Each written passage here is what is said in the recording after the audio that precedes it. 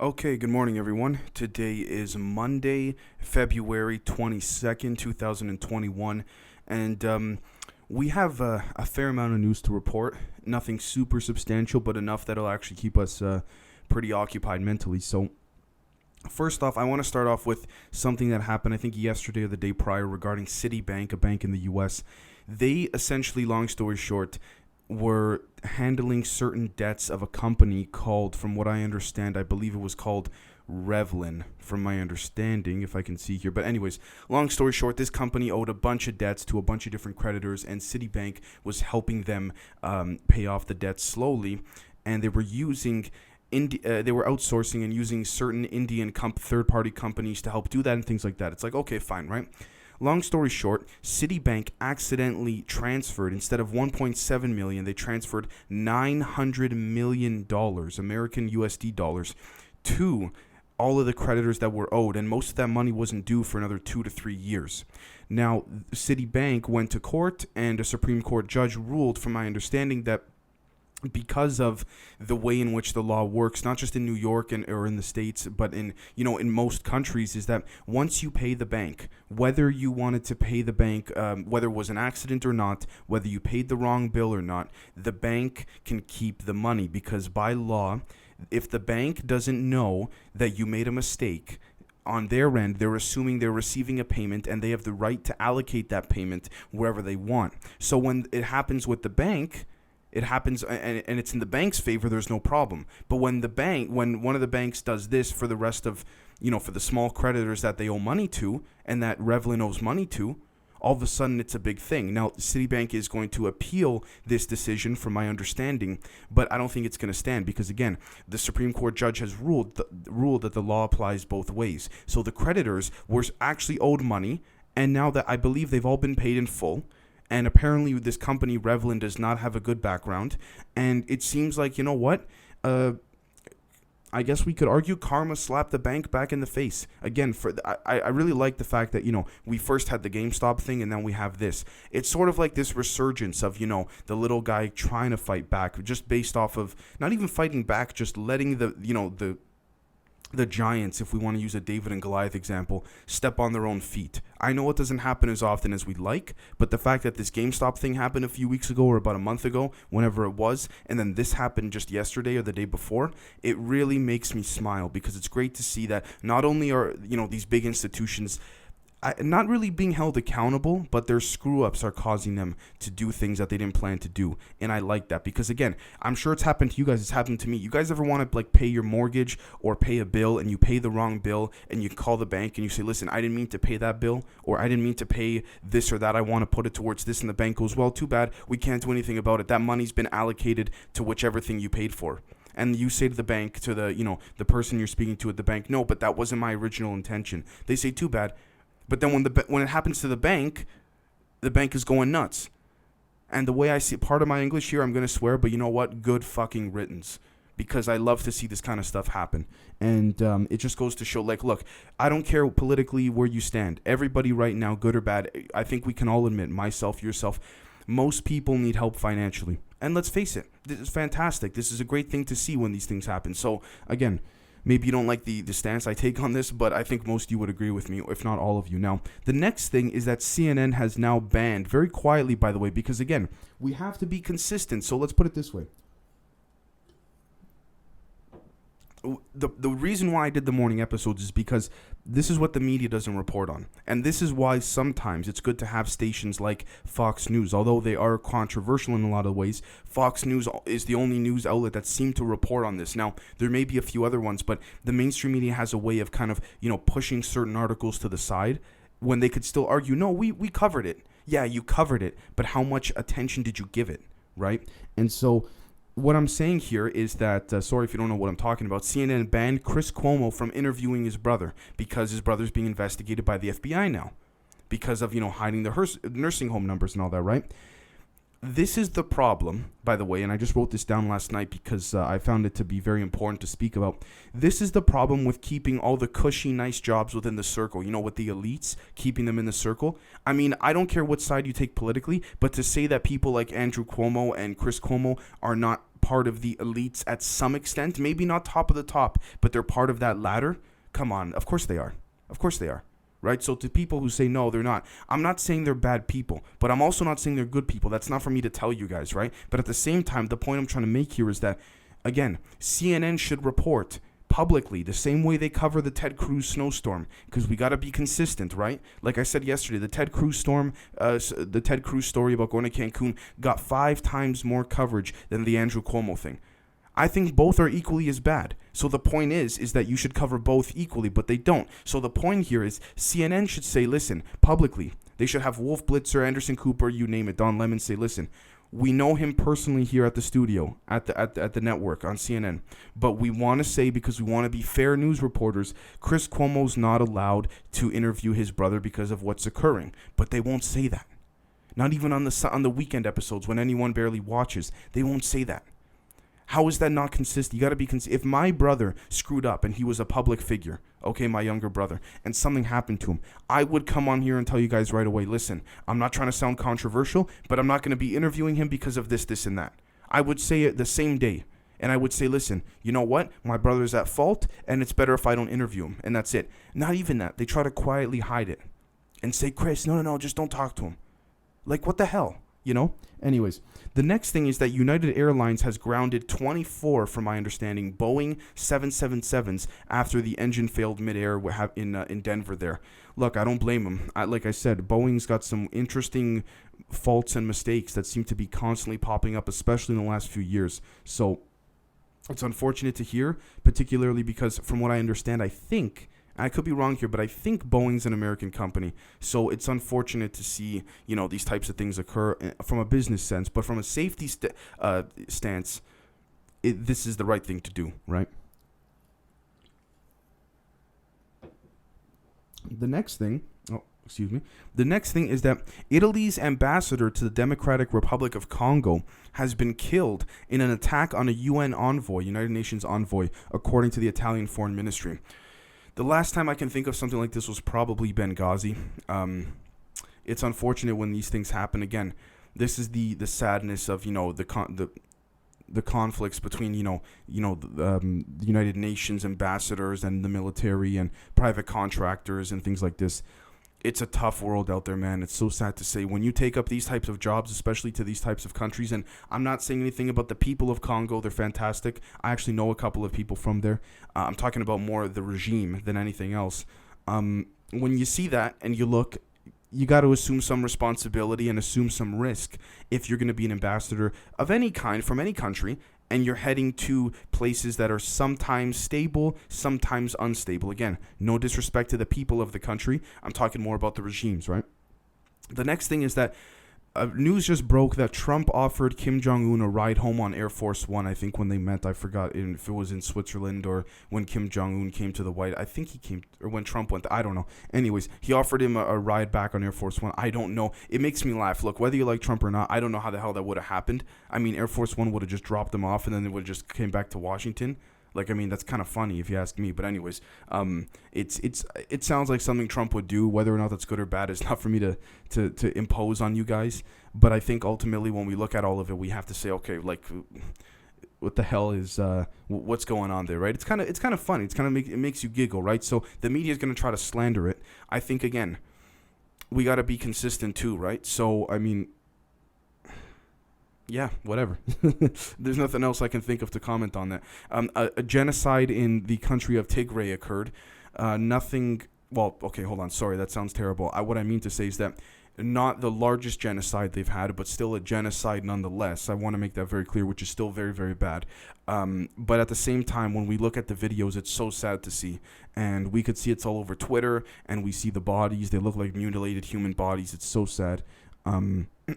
It's unfortunate when these things happen, and again, the problem is with these types of nations is that, again, if we're gonna every 4 to 8 years, because the U.S. is a national powerhouse, every 4 to 8 years the administration and regime in the United States changes, and so each administration has their own goal. Should we focus more on things at home in the West, or should we focus on helping other countries? And so I don't want to sit here and say, guys, this is what we got to do in order to fix these things, because we can talk all we want, but if the next administration after Biden, or if the current administration, which is Biden, doesn't come and help these things, like these other countries and these people there, these very nice people that are very sadly getting hurt, then what's the point in discussing it? And I'm not trying to say that we should ignore it.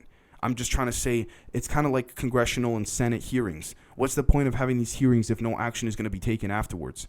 So for me, it's either we don't do it, or if we do it to help other countries, we go all the way.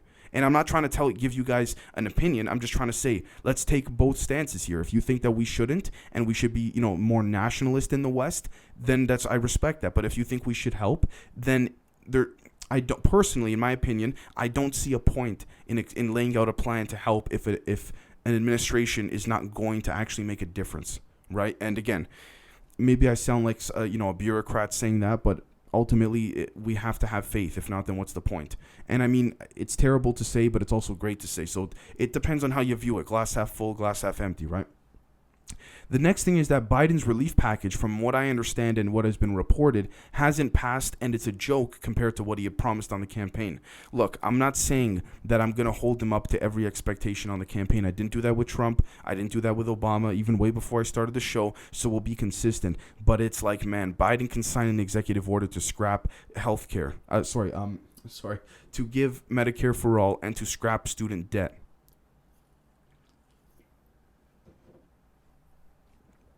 He won't do it. Why? I wonder why. Donors. Corporate donors. It's that simple. So, look, will he cancel student debt under 10 grand? From what I understand, yes. Has it happened yet? No, but fine. Let's give him the benefit of the doubt, guys, right? But then when we look at the other side, students are saying 10 grand is good, thank you, but it's not enough. We need at least 50 grand cleared. Not happening. He won't do it, right? So, whatever. The whole point here is that I get it. When you make promises, when you campaign, someone as a citizen who's watching the person campaigning, you got to look at it and you got to say, okay, maybe a little bit less of what they promised is going to come through, and let's just assume worst case 50% of what they promised is going to happen. But not even 50% has happened of what Biden's wanted to do or promised. So again, the next thing is the devil's advocate argument to that as well. He's still better than Trump because, he's filling in positions Trump didn't, and there's more COG, which it stands for continuity of government. There's more fluidity and things like that. Look, that's debatable. It truly is, right? When you look at him signing an executive order to suddenly increase insulin prices when Trump dropped it. Now, I'm not saying that's just, there's a lot of mistakes Trump made. But I would dare to argue there's a lot of good things he did too. At the same time, a lot of mistakes Biden made and a lot of good things Biden's done too. Let's look at both sides and be consistent. Trump dropped insulin prices. Biden's quietly signed an executive order to jack it back up again. What does that tell us? Again, corporate donors, right? The next thing is that the UK police were asked.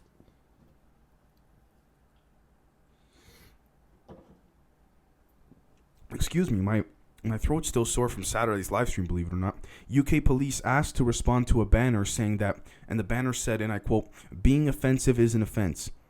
And the UK police seemed to kind of just guard it so no one took it down, or so. I don't know. Look, I'm not even going to touch on that, and I'll tell you why. I think, in my opinion, and I'll tell you this is when my opinion comes in. It's a total waste of time talking about, being offensive and things like this. It's very simple. If you incite violence or if you imply violence or whatever, fine. Other than that, it's free speech. If you're not threatening someone or you're not harming someone or you're not verbally harassing them or what have you, it's free speech. So if this statement wants to be made, then so be it. It's not for me to tell you guys what we can think of that, right? What I can think of that. Now, the next thing is that USA Today did a poll and found that almost half of all Republicans are willing to ditch the GOP for Trump. Interesting. Again, it's debatable. Is this going to split up the party, or is this only going to reinvigorate more passion and emotion? And the thing then becomes, okay, how much of that can we control? Because some of it might get violent. Other scenarios of it might be staged, and we don't know. Look, people will go where they want to go. I think it's time for a third party, not just in the States, but, okay, so I live in Canada, right? The two main parties are the Liberal Party and the Conservative Party. And the thing is, though, is we have a third party and a fourth one. We have a third party called NDP. I believe it stands for the New Democratic Party. And then we have another party called the Green Party. And I think the Green Party is also their own version in the U.S. too. Or we have our own version here, whatever, vice versa. And what I find interesting, though, is that it's almost like the NDP And Bernie Sanders seems to be sort of like the American version of NDP, or NDP is the Canadian version of Bernie Sanders, whichever way you want to look at it. It's almost like a third individual or independent or party's always there just for appearances. They never win, but just to say, hey guys, look, we got it. Sort of like how, and everyone knows this isn't even a conspiracy, the DNC rigged in 2016 and in 2020. The Democratic caucuses and the Democratic conventions against Bernie. Now, you could argue for 2020 he had a heart attack, it wouldn't look good, but still, it's technically speaking, you're not supposed to rig anything for anyone, right? And everyone knows that too. So again, hard to say, but I did want to say it. So, and that's the thing too. Will Republicans be divided? I don't know. It's kind of like with the Democrats. What the media is not mentioning is that, half the Democrats want the whole defund the police. The other half are saying that, Democrats chanting defund the police is giving them a bad name. But just because the media doesn't cover it doesn't mean it's not out there, right? The next thing is that EU, the European Union, is considering putting sanctions on Russia, I guess for the Navalny thing and all that. Look, again, he doesn't care. He knows how much he can push it, and Putin I'm talking about, he knows how much the EU is going to respond and when they won't. Don't get me wrong, the sanctions hurt for Russia, but he doesn't care. There's so many things that he's got other, concerns for. It's almost like these sanctions mean nothing to him. So, and I'm not trying to defend him. I'm just saying, when you look at the guy, I've watched a ton of documentaries on him. One thing I can tell you is he's extremely smart. Whether he's good or bad is not for me to say, but whether he's good or bad, he's extremely smart and sharp.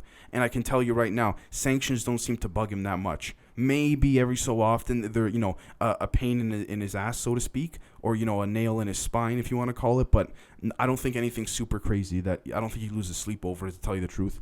The next thing is that 4 Pakistani female aid workers were shot dead by assailants in Pakistan. This is so unfortunate when I hear these things. Just like the Tigray genocide, it's terrible. It's terrible. I don't know what to say. I don't know what to comment on that. Other than I'm not trying to encourage it at all. But because some people say, Dave, when you say these things happen, it means that you want to let it slide. No, but I don't have the solution for it. So if I don't have the solution, I'm not going to comment on something I don't have a solution for. I'd rather tell you I don't have the solution. So I think ultimately, look, it has to do with constant reform, but we don't know. Was this an intelligence operation? What was this? We don't know. As we know, there are hundreds, if not thousands, of intelligence and counterintelligence operations and counterintelligence operations going on all over the world between many different countries, friendly and non-friendly. So, I mean, could that have been part of it? Who knows? Could this have been a cover-up story? I'm not trying to, disrespect the souls of the people, of the woman who, of the aid workers who passed away. Not at all. But we got to look at all the angles. We got to call it like it is, right? Or no, not call it like it is, but call it as it might be. Sorry. The next thing, or the final thing, is that James Franco finally settled a lawsuit alleging him of sexually misbehaving or sexual misconduct at this acting school that he funded. It was 2 girls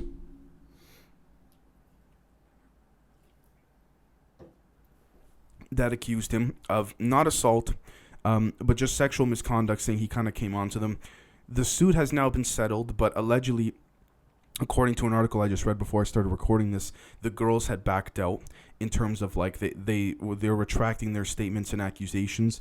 Maybe they got offered money, or maybe Mr. Franco did not actually advance on them.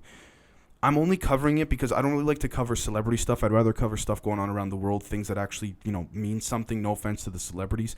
But honestly, like, I bring this up because, again, we have to keep our finger on the pulse with cancel culture and the, sexual assault stuff. And either way, in a lot of cases, sexual assault, it's terrible. Again, but the problem is you have a few bad apples that just accuse people. And I'm not saying James Franco because I don't know the specifics of the case. I obviously wasn't there. So I want to be totally truthful with you guys. I'm just saying in general, you have a few bad apples, men and women, that make accusations that end up ruining it for everybody else. And it's so terrible because the ones that are actually telling the truth went through a lot and suffered tremendously, emotionally, spiritually, mentally.